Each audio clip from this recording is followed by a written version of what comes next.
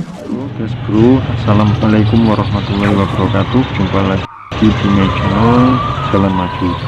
Oke bro, guys, di edisi videoku kali ini aku akan menyajikan ke kalian semua tentang perbedaan antara porang, walur, iles-iles, dan suwek ya. Ini dari channel Teguh ANS. Lebih jelasnya mari kita simak langsung videonya. Jangan di skip. Oh, ini dari channel Teguh ANS ya, dengan judul perbedaan porang, suwek, walur, dan iles-iles. Langsung saja kita tonton videonya. Assalamualaikum warahmatullahi wabarakatuh. Jadi beliau mengawalinya dengan ucapan saat ini lagi Assalamualaikum. Membudidayakan tentang tanaman porang. Namun bagi sebagian orang masih bingung bagaimana membedakan, dan juga menjelaskan saat ini sedang gempar-gemparnya orang menanam porang, serta banyak orang yang masih mengalami kebingungan dalam membedakan mana porang, iles-iles, walur, dan suwek.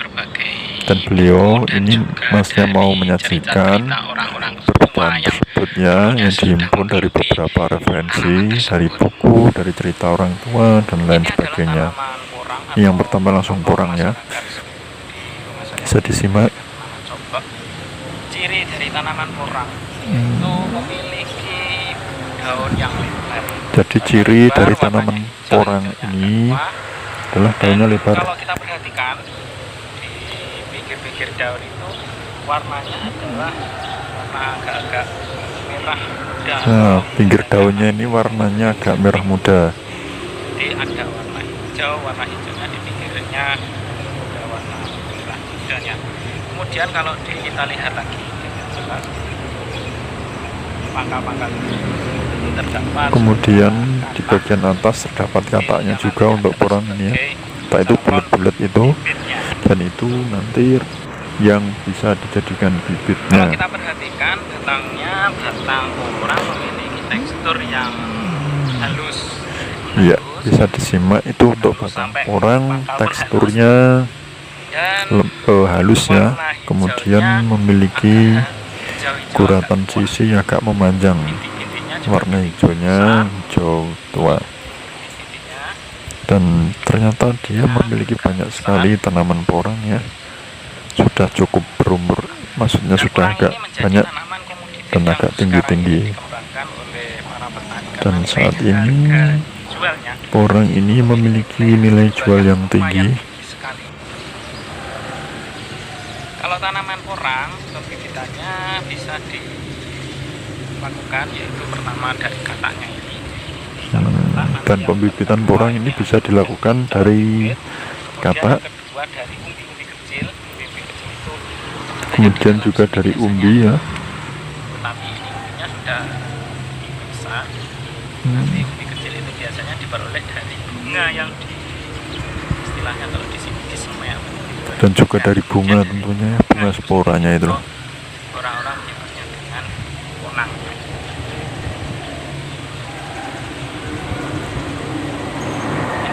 Ini kalau yang masih kuncup. Nah, ini ada porang yang masih kuncup. Hijau kemerahan. Ya, bentuknya kayak apa ini ya? Tekstur batangnya halus. Yang jegrak-jegrak kayak gitu.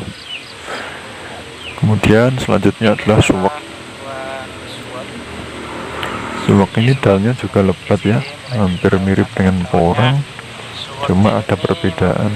Daun yang kecil-kecil dan memiliki ujung yang kecil. Tapi untuk suwek ini tidak memiliki katak ya. Itu salah satu yang paling jelas membedakan adalah kataknya. Kemudian dari jenis motif dari batangnya ya.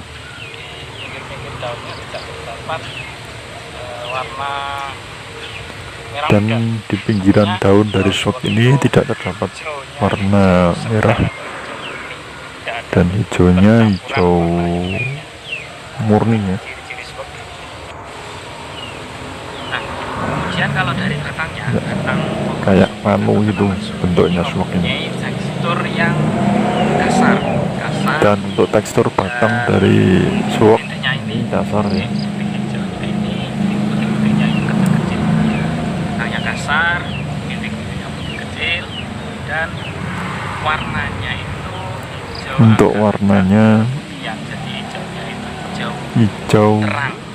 terang atau agak keputihan.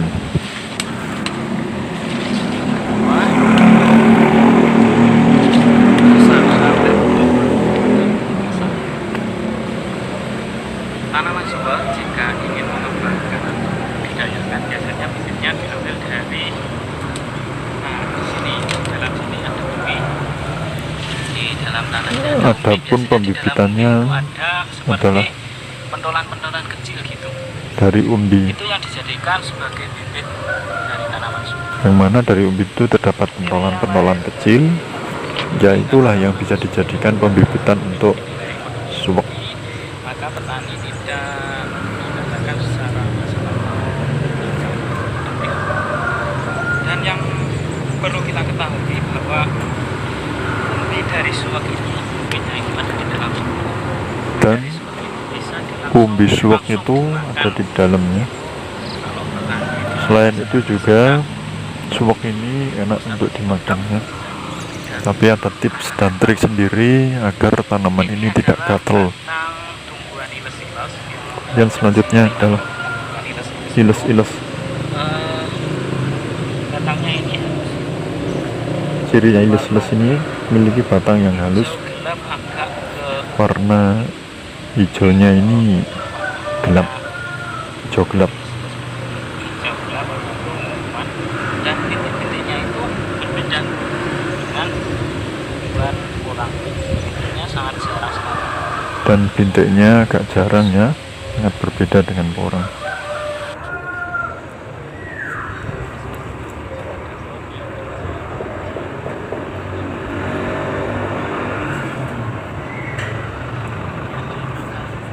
Adapun ciri daun kecil, runcing, warna agak kehitaman. Adapun di pangkal batang ya, atau percabangan itu tidak ada katanya. Lalu selanjutnya adalah walur. Walur ini punya ciri-ciri daun runcing, kecil dan hijau, dan tidak dan pinggir daun ini warnanya hijau, dan juga tidak terdapat katak ya, tidak ada kataknya.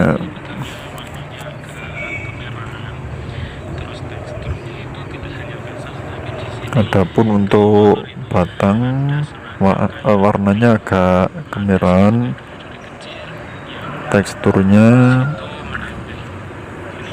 ada semacam kayak duri-duri kecil ya di batangnya yang nempel. Jadi ini kasar ya tadi bilangnya.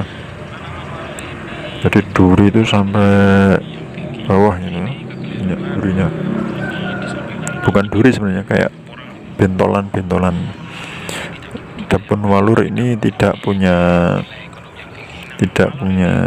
nilai jual ya, atau tidak ada nilai jual ekonomi yang tinggi, atau mungkin dibilang gratisan atau murah ya.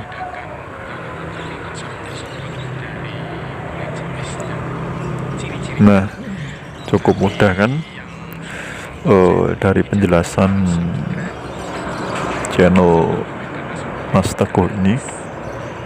Jadi dari yang bisa para pemirsa lihat tadi, mungkin akan saya coba ulas kembali kesimpulannya, bahwasanya antara porang, suwak, iles-iles dan walur ini semuanya punya perbedaan yang sangat jelas ya. Adapun porang ini, perbedaan dari yang lainnya adalah porang ini memiliki katak atau klotok, sedangkan untuk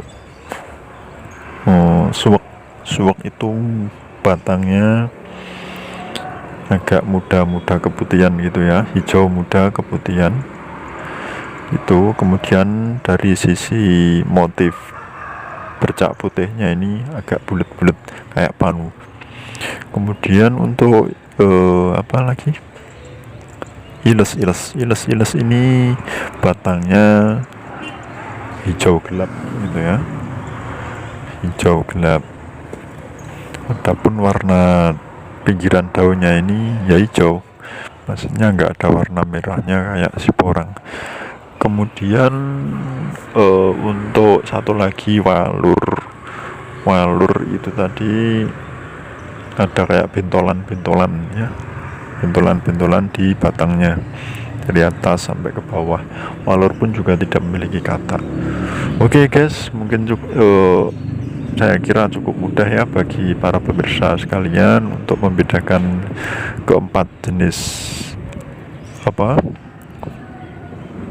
tanaman tersebut ya. Jadi semuanya punya perbedaan, dan yang memiliki nilai jual yang paling tinggi adalah di tanaman porang. Jadi bagi yang ingin budidaya tanaman porang, silahkan segera dilaksanakan ya untuk penanaman atau mau terjun di bisnisnya. Oke guys bro, bagaimana sajian videoku kali ini? Menarik bukan?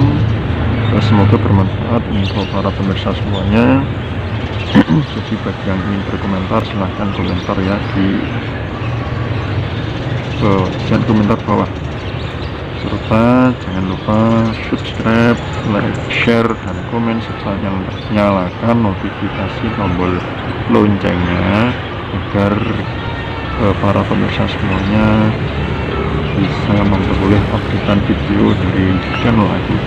Oke, see you next time. Wassalamualaikum warahmatullahi wabarakatuh.